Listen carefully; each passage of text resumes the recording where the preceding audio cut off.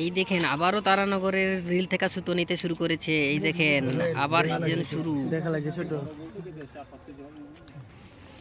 এই ভাইয়ের দিনের শেষের দিকে একটা মাছ হিট হলো। সারাদিনও মানে অনেকগুলো শিকারি ছিল, তাদের মধ্যে কারো একটাও হিট হয়নি। এর মধ্যে সুজিত ভাই বসেছিল, তবে সুজিত ভাইয়েরও একটা বড়শি খায়নি। তা এই ভাইয়ের কিন্তু লাস্টের টাইমে কিন্তু একটা মাছ হিট হলো। আর এই জায়গাতে ভাইয়ের মাছ হিট খাওয়ার মেন কারণ হলো এই যে ভাই যে পয়েন্টে বড়শিটা ফেলছে, একদম মাছের মানে গভীরতা চারিদিকে মেনটেন করে মূল সেন্টারে কিন্তু পড়ছে।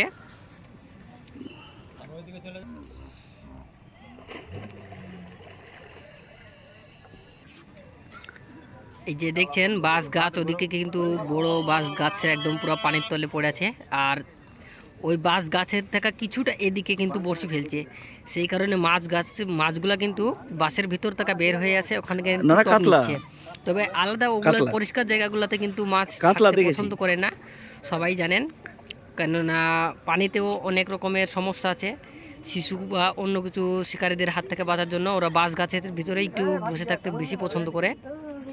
এই দেখেন ছাকনা রেডি করে নিয়েছে, কিছুক্ষণের ভিতরেই হয়তো বা মাছটা ছাকনা হয়ে যেতে পারে। মাছ কিন্তু আলছে না, অনেকক্ষণ যাবতই বেশ মাছটা খেলছে। ছোট মাছ হলে তাড়াতাড়ি চলে আসে, কিন্তু বড় মাছ যেহেতু, মাছ তো ধারে আনতে টাইম লাগবেই।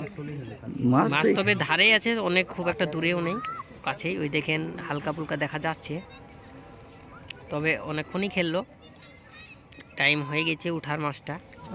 কিন্তু আরামসে ধীরে সুস্থে কত সুন্দর করে মাছটাকে খেলাচ্ছে। মাছের সঙ্গে তাড়াহুড়ো করা যাবে না, বড় মাছ হলে পরে মাছের মতো করে খেলতে দিতে হবে মাছকে।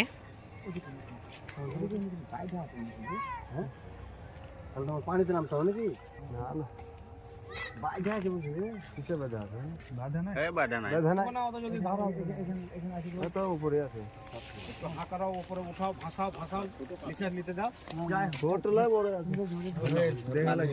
দেখা লাগছে ছোট।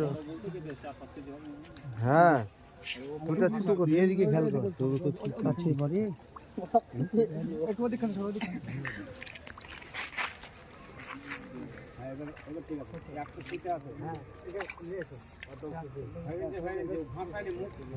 মাছ কিন্তু এবার কিন্তু মাছ একদম হাতের নাগালে চলে এসেছে, তাও দেখেন বেশ এখনো খেলছে মাছ, এত সহজে হার মানছে না। অনেকক্ষণ যাবতই মাছটা খেললো, খুব একটা বড় না, তারানগরের এটা হয়তো বা ছোট হিট সব থেকে হতেও পারে। তারপরে কিন্তু অনেকক্ষণই খেললো। এই দেখেন মাথাটা এদিকে ঘুরছে না, তাই ছাকনাটা মারা হচ্ছে না, এখনো খেলছে। কাতল মাছ, সেই কারণে তো হয়তো বা পাওয়ার।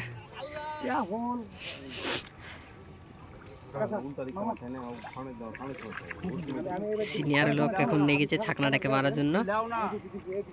সিনিয়র লোক এই দেখেন ছাকনা হয়ে গেল, মোটামুটি সাইজ